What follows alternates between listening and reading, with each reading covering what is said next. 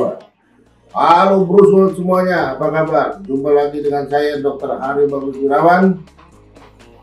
Kali ini saya akan membahas tentang satu bab yang panjang, kalau saya bilang cukup panjang.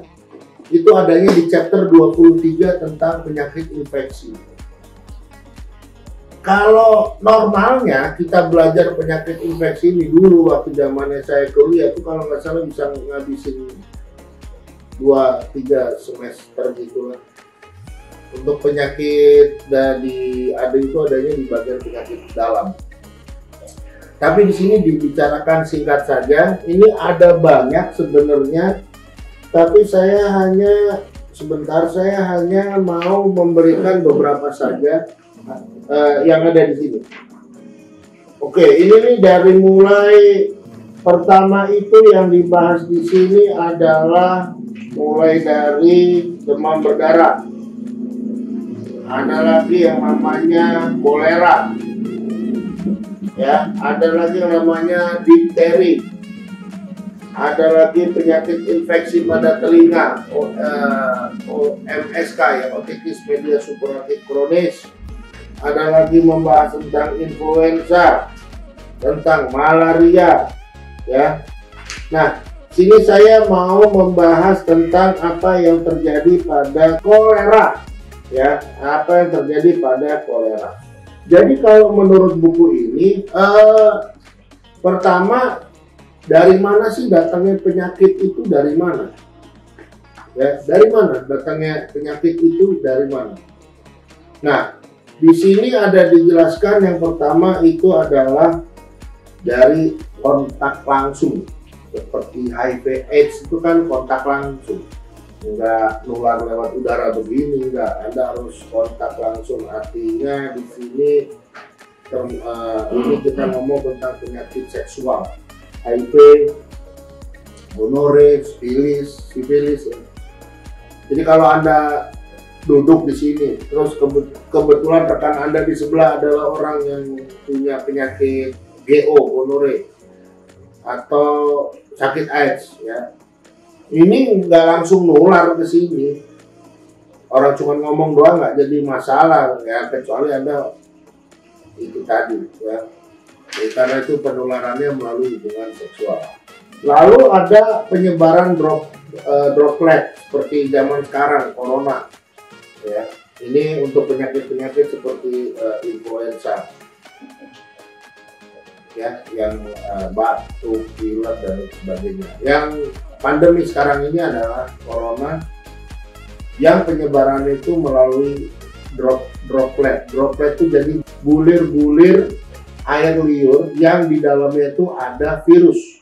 Makanya itu kenapa kita harus pakai masker, ya, bukan untuk mencegah supaya mungkin Anda tahunya droplet itu keluarnya pas batuk aja. Enggak. Ngomong nih loh, ngomong juga bisa ngeluarin droplet. Bentar, lalu ada lagi kontaminasi feses oral. Feses itu bahasa medisnya untuk kotoran. Kotorannya manusia itu namanya feses. Oral itu adalah mulut. Jadi si feses nyampe ke mulut. Mikir nggak gimana caranya? Mohon maaf. Apa ada orang makan feses? Hah? Nggak ada juga. Apa ada? Gimana cara feses itu masuk langsung? Ya. Jawabannya adalah karena ada binatang yang membawa si feses tersebut, yaitu siapa? Lalat. Ya. Ya, kalau menurut saya memang lalat itu emang sengaja diciptakan Tuhan itu yang untuk begitu lah, karena ini binatang gimana ya, binatang kurang kerjaan bener gitu loh. Dia udah hinggap di sini, hinggap di kotoran, hinggap di kotoran itu, hinggap di makanan kita. Makanya dulu kalau dokter bilang, wah sakitnya tipes nih, sering jajan di pinggir jalan ya. Maksudnya apa itu? Pinggir jalan tuh pinggir jalan yang mana? Itu makanan-makanan franchise juga pinggir jalan. Atau nasi uduk, warteg juga pinggir jalan. Maksudnya itu adalah makanan di pinggir jalan yang tidak bersih, banyak lalat di situ. Kalau cuman mungkin kalau cuman si penjualnya malah cuci tangan doang, mungkin itu nggak terjadi apa-apa lah. Tapi yang lebih parahnya lagi, udah si abang-abang atau si ibunya malah cuci tangan, ditambah lagi banyak lalat di situ, sehingga ada kemungkinan kontaminasi feses oral inilah terjadi. Memang biasanya pada penyakit tipes. Jadi bukan makanannya yang nggak bersih, nggak sehat, tuh bukan arahnya, tuh bukan ke situ, tapi yang mengkontaminasi si makanan itu. Ya makanya penting sekali kita bukannya milih, ya memang namanya orang pengen makan sebaiknya pilih tempat ya. Tapi zaman sekarang ya mau gimana, tempatnya semakin bagus, semakin rapi, semakin bersih, ya juga harga sewa mahal, harga jualnya juga mahal. Ya udah sama dengan kayak begitu. Solusinya gimana ya? Coba dipikirkan sendiri lah. Contohnya ya udah kayak yang zaman dulu, saya sekolah di zaman dulu emang dikasih duit jajan enggak. Bawain bekal, bawain makan, udah sampai jam istirahat makan aja itu. Dikasih dia cuma buat pulang doang, naik apa dulu istilahnya ojek, ya ojek, naik ojek dulu belum ada aplikasi ya. Jadi dari kontak langsung, droplet, kontaminasi feses oral ya, juga dari binatang-binatang lainnya yang membawa penyakit, atau dari benda-benda lainnya yang membawa penyakit. Ya, seperti kamu minum air yang tidak bersih, ya minum susu yang basi, makanan yang beracun dan lain sebagainya. Itu dia bilang non-living vehicle. Satu lagi ada yang living vehicle. Itu melalui binatang-binatang. Ya, oke. Berikutnya adalah di sini dibilang yang namanya onset. Jadi setiap penyakit itu biasanya punya onsetnya sendiri. Ada tanda-tanda permulaannya sendiri. Nah, secara umum yang namanya onset itu ada feeling unwell.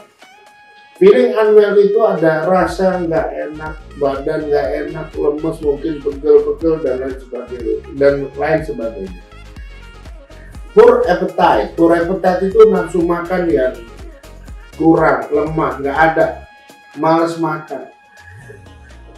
Kalau badan kayak saya malas makan, alhamdulillah bisa kurus juga. Tapi yang badannya sudah pas-pasan, sudah kurus, lost appetite, waduh, masya Allah, mau kurang apa lagi? Mau tinggal tulang nanti, ya kan? Lalu lack of energy, lemas. Mild fever, orang bilangnya belum demam nih, antara normal sama demam apa? Kalau di Jawa bilangnya hangat, apa bahasa Indonesia hangat? Tapi saya nggak pernah dengar sih. Kalau di sini ada ini mild fever. Yang di atasnya mild fever itu ya fever, demam. Di atas 38 itu udah demam. Ada headache, sakit kepala. Ada juga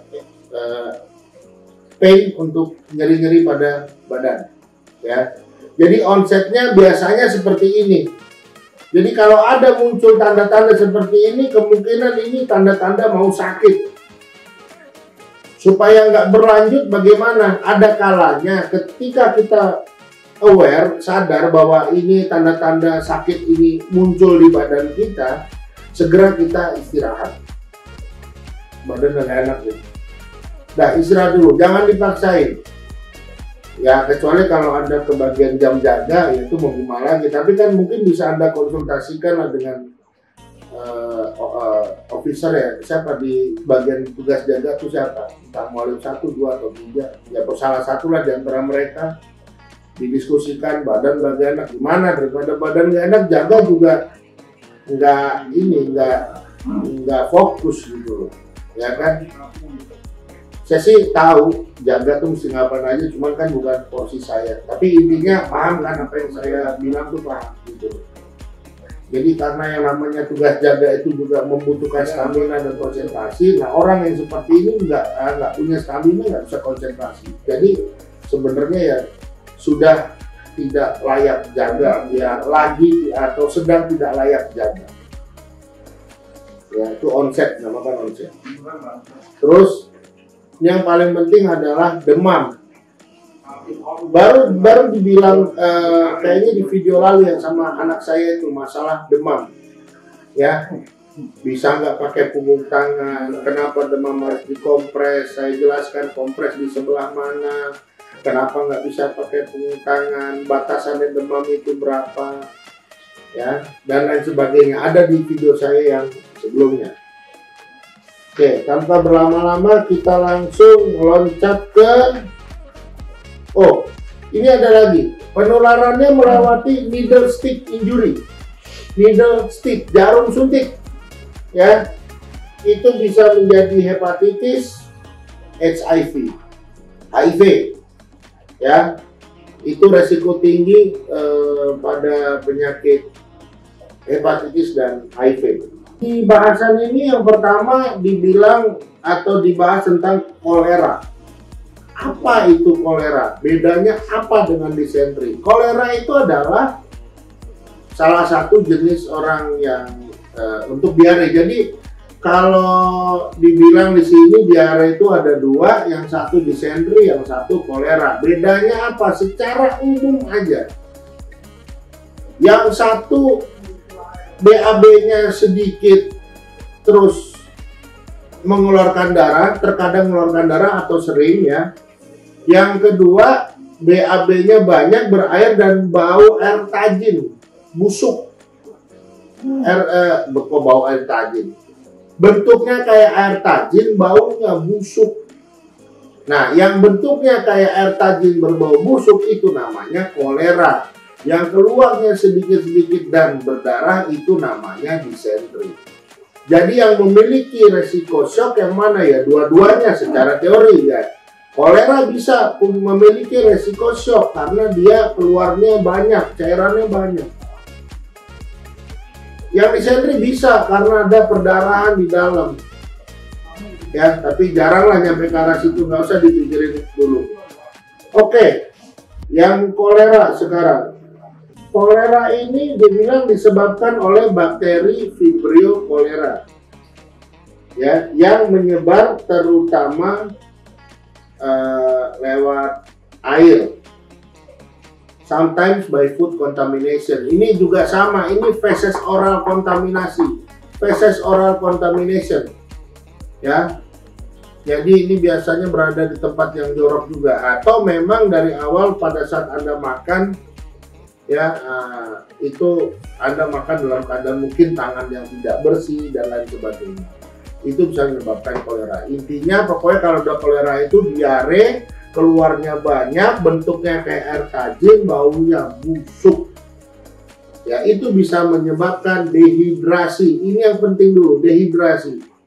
Nah, di sini ada tandanya. Untuk dehidrasi itu ada 3. Mild, moderate, dan severe, ya. Untuk yang mild itu ringan, moderat itu sedang, severe itu berat. Oke, saya nggak menjelaskan banyak-banyak. Ini aja yang paling ketara dari lihat rasa hausnya. Kalau yang mild itu lebih haus dari biasanya, yang moderat itu sangat haus. Tapi yang severe, yang berat, itu sudah nggak haus lagi. Kalau untuk bayi ya, ini yang paling bahaya bayi, anak-anak nih. Karena dia paling rentan sama yang namanya keseimbangan cairan. Jadi kalau bayi itu kadang-kadang pas dia yang berat ini severe, dia udah anteng, nggak mau minum apa, dia gitu. Waduh, jangan salah, itu tanda-tanda mau mendekati ajal. Kalau bayi, kalau dewasa insya Allah masih kuat lah. Bagaimana penanganannya? Oke, penanganannya adalah kalau yang mild, ingat ya, ini ada di halaman 258. Kalau yang mild itu diberikan 250 ml Oralit ditambah air putih semaunya, sepuasnya. Itu yang mild. Lalu yang moderat itu pertama yang di sini diminum adalah 1000 ml Oralit setiap jam selama 4 jam. Jadi jam pertama 1000, jam kedua 1000, jam ketiga 1000, jam keempat 1000 ml.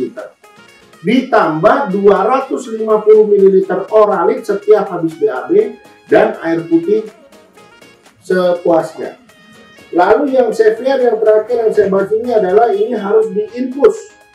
Harus diinfus ya. Harus diinfus. Pertama harus menghabiskan 1 liter dalam 30 menit. Ya, lalu menghabiskan dari 30 menit lalu diberikan juga Oralit lewat minuman. Ya, setiap kali habis BAB seperti itu. Tapi ini harus infus. Pertama 1 liter per 30 menit dan terus diinfus sampai nadinya teraba di angka 100 kali per menit. Ini menurut buku. Oke, sampai sini dulu bab tentang infeksi saya ambil untuk diarenya. Untuk berikutnya akan saya ambil untuk penyakit penting yang lainnya, demam berdarah, malaria dan lain sebagainya. Akhir kata, semoga bermanfaat. Wassalamualaikum warahmatullahi wabarakatuh.